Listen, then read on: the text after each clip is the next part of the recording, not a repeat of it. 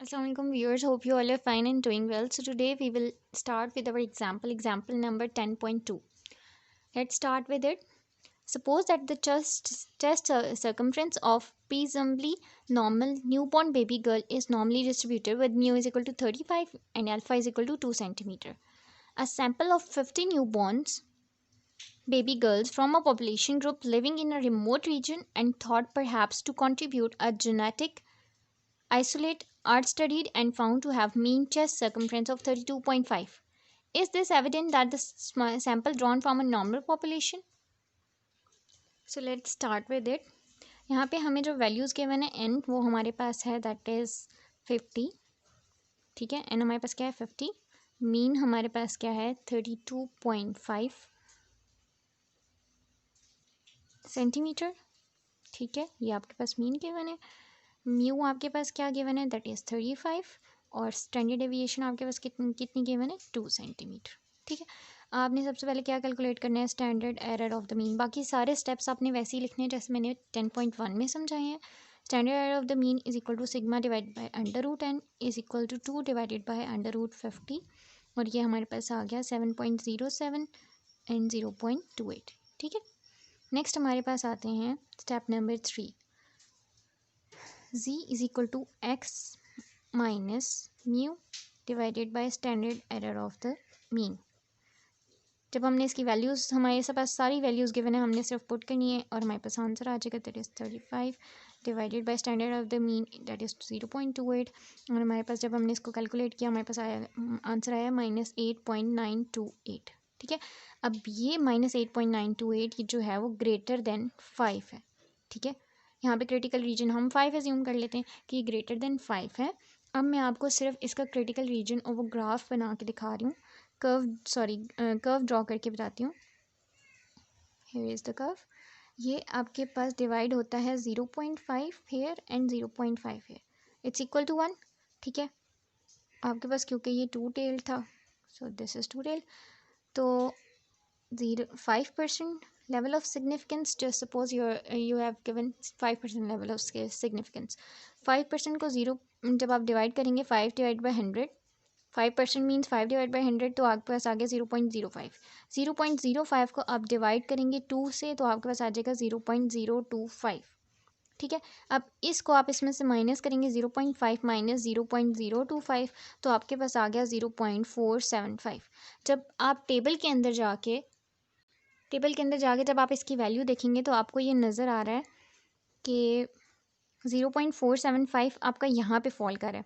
ठीक है, 1.9 और ये 6. ठीक है, तो आप इसकी वैल्यू क्या लिखेंगे 1.96. ये 0.475 आ रहा है, सॉरी आपको सही नज़र नहीं आ रहा, 1.96. ठीक है, तो आप इसकी वैल्यू क्या लिख देंगे that is 1.96 plus 1.96 and minus 1.96. तो ये आपकी क्या होगी क्रिटिकल वैल्यू. तो आपने क्रिटिकल वैल्यू ऐसे कैलकुलेट करनी है. ठीक है, बाकी सारे स्टेप्स आप उसी तरह करेंगे, उसी तरह डिसीजन लिखेंगे नीचे अपने स्टेप नंबर 6 में जैसे मैंने आपको 10.1 में समझाया है.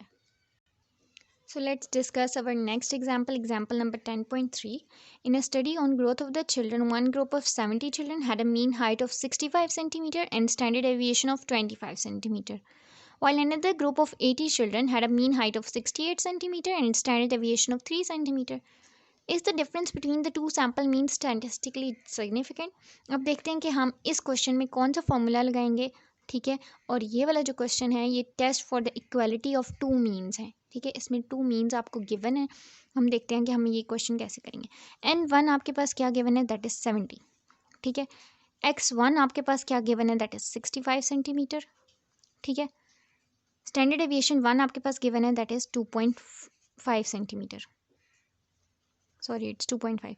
एंड 2 आपके पास क्या गिवन है दैट इज़ 80 चिल्ड्रंस. x2 आपके पास गिवन है that is 68 centimetre and sigma 2 आपके पास क्या गिवन है दैट इज़ 3 सेंटीमीटर. ठीक है, अब आपने करनी है इसकी वैल्यूज़ पर. स्टेप नंबर 1 और स्टेप नंबर 2 वैसे ही लिखेंगे जैसे हमने क्वेश्चन नंबर 1 में किया था. स्टेप 3 आता है आपके पास, आपने इसका फॉर्मूला पुट करना है. फॉर्मूला इसके लिए आप क्या लगाएंगे z is equal to x1 minus x2 क्योंकि यहाँ पे 2 मीन्स गिवन है divided by standard error of x1 minus x2। ठीक है, अब आप इसको खोलेंगे, सबसे पहले हमने ये कैलकुलेट करना है स्टैंडर्ड एरर ऑफ, क्योंकि आपके पास x1 और x2 की तो वैल्यूज़ गिवन है लेकिन ये नहीं कैलकुलेट हुआ हुआ। इसको कैलकुलेट करने के लिए आपके पास जो फॉर्मूला आएगा that is sigma 1 square plus sigma 2 square divided by n2 divide by n1 and whole under root.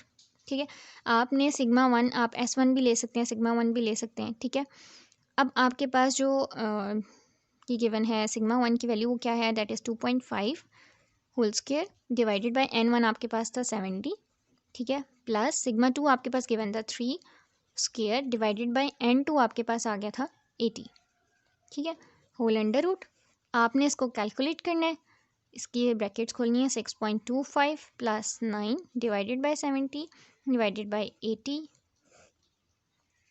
ये आपने इसको कैलकुलेट किया, आपके पास 0.08 आ गया प्लस 0.11 आ गया। ठीक है, जब आपने इसको ऐड किया आपके पास 0.2 आ गया एंड 0.2 का अंडर रूट आता है 0.45। अब यही वैल्यू जो है आपने standard error of x1 minus x2 की जो कैलकुलेट की है वो आपने इसके अंदर डाल देनी है। ठीक है, इस फॉर्मूला के अंदर z is equal to x1 minus x2 divided by standard error of x1 minus x2। ठीक है, अब x1 की वैल्यू आपके पास क्या गिवन थी, that is 65 centimetre. 65 minus x2 की वैल्यू है 68 सेंटीमीटर डिवाइडेड बाय आपके पास ये आंसर है 0.45। ठीक है, तो जब आपने इसको माइनस किया आपके पास आ गया -3 डिवाइडेड बाय 0.45 और आपके पास आंसर आ गया 6.67। ठीक है, तो आपने इसी तरह इसको भी कैलकुलेट करना है जैसे हमने पिछले क्वेश्चंस में कैलकुलेट किया, उसी तरह कर्व बनाना है, डिसीजन लेना है, अपना रूल नीचे लिख देना है। स्टेप नंबर 3 हो गया, स्टेप नंबर 4, 5 एंड 6 आपने खुद कंप्लीट करने हैं। If you have any query please let me know through your comments. Till then take care of yourself. Allah हाफिज़।